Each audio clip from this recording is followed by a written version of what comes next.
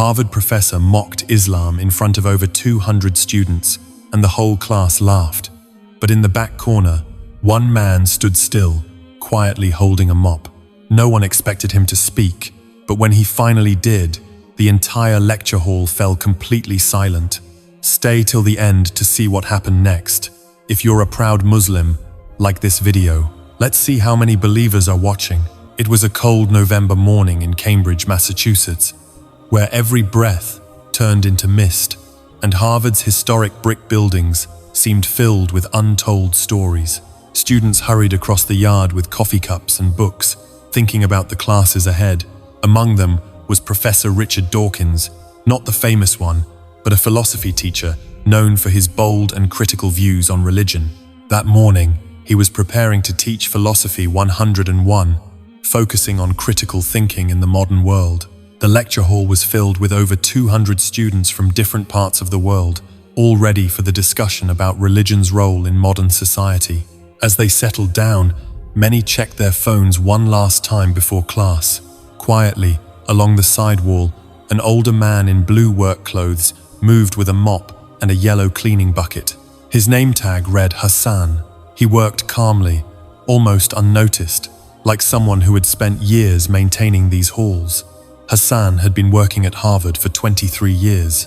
He moved from Egypt in his 30s, leaving his career as a literature teacher behind in hopes of giving his family a better future. But in America, his qualifications held little value.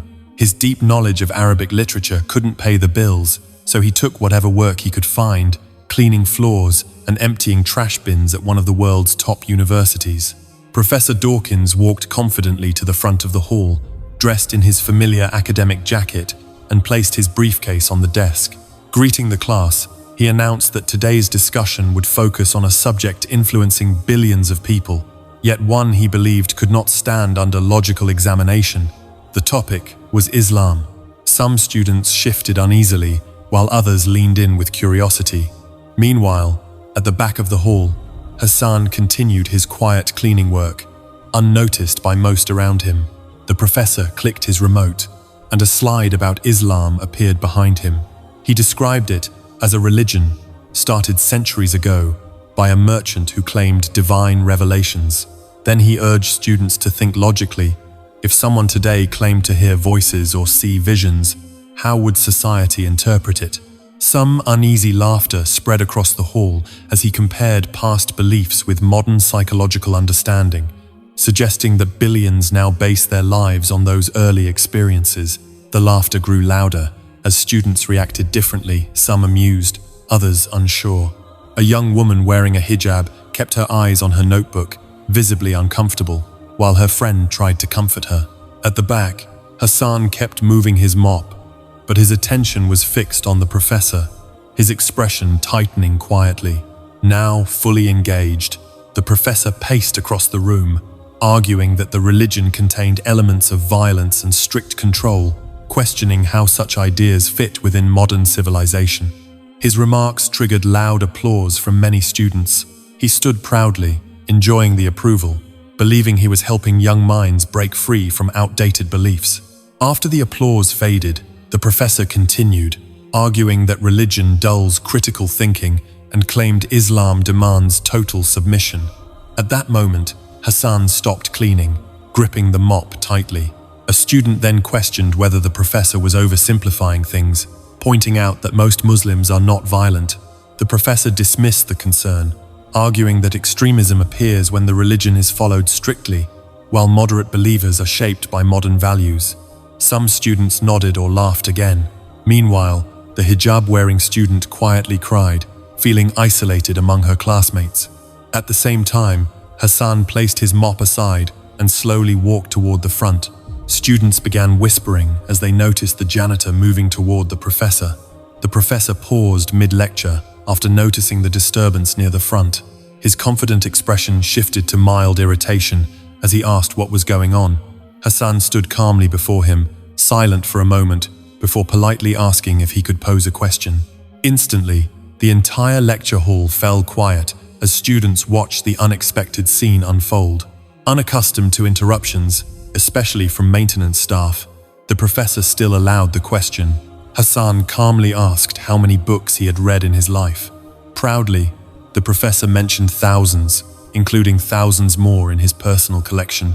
Hassan acknowledged this respectfully and then asked how many of those works were primary Islamic sources written by Muslim scholars. Students leaned forward, sensing the tension. The professor replied that he had studied Islam through translated texts and historical sources. Hassan gently questioned whether reading limited translated material truly qualified someone to dismiss the faith followed by billions. The professor grew visibly uncomfortable as Hassan introduced himself as a former Arabic literature professor from Cairo University. He explained that he had memorized the Quran and spent decades studying Islamic thought before moving to America, where he now worked as a janitor. The room fell into stunned silence as students processed the revelation. Hassan continued, explaining that the Prophet Muhammad ﷺ, being unlettered, is often presented as a weakness, yet the Quran's linguistic excellence astonished even the greatest poets of that era. He asked how someone without formal literacy could bring forth a text still considered unmatched in classical Arabic literature. As the professor tried to respond, Hassan calmly added that discussions of violence appear in many religious texts, yet they are often judged differently. The students listened in silence as the tension in the hall became unmistakable, realizing the debate had taken an unexpected and serious turn. Several students reacted with surprise, while others quickly searched the verses Hassan mentioned. Speaking calmly like a teacher, he explained that Quranic verses must be understood within their historical context, many revealed during times when early Muslims faced persecution. Without studying interpretation and scholarly traditions, he said, one cannot grasp their true meaning. When the professor questioned women's treatment, Hassan glanced at the young woman wearing a hijab, now listening with renewed confidence. He explained that many Muslim women view the hijab not as oppression, but as dignity, allowing them to be valued for intellect and character rather than appearance. He pointed out that critics rarely ask these women for their perspectives before judging. Hassan's tone grew firmer as he reminded the class that true critical thinking involves understanding opposing views rather than mocking them. Addressing the students, he shared that years of working in the university taught him that degrees and confidence do not always guarantee truth or wisdom. Turning back to the professor, Hassan questioned how something could be condemned without proper study. The professor attempted to respond, but found himself unable to speak, standing silent for the first time in his long teaching career.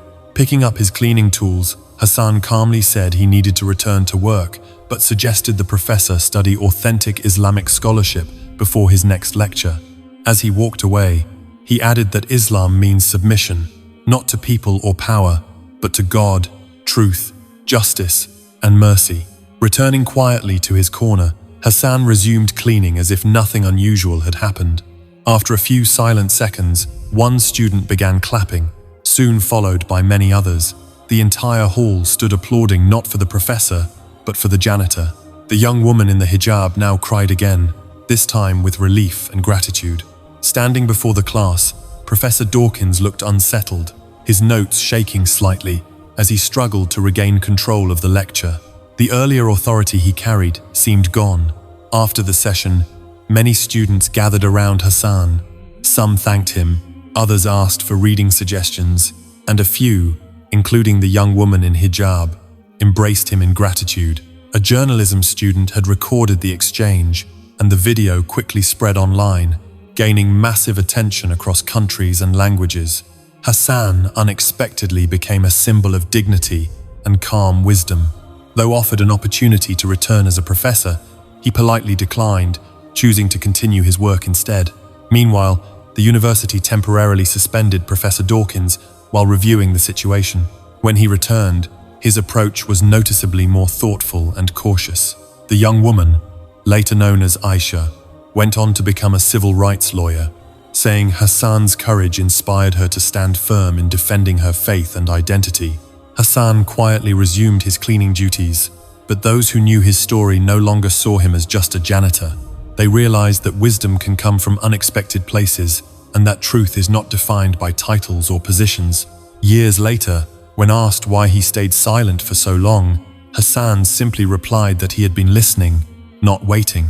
He believed that when the right moment arrives, opportunities open naturally. His story reminds people that everyone carries unseen struggles and hidden wisdom. On that cold morning, students learned that character matters more than credentials and that knowledge gains value only when guided by humility. Truth can emerge from the least expected voices if people are willing to listen. And ultimately, all praise belongs to Allah, who honors the humble and reminds humanity that true worth lies in sincerity and actions.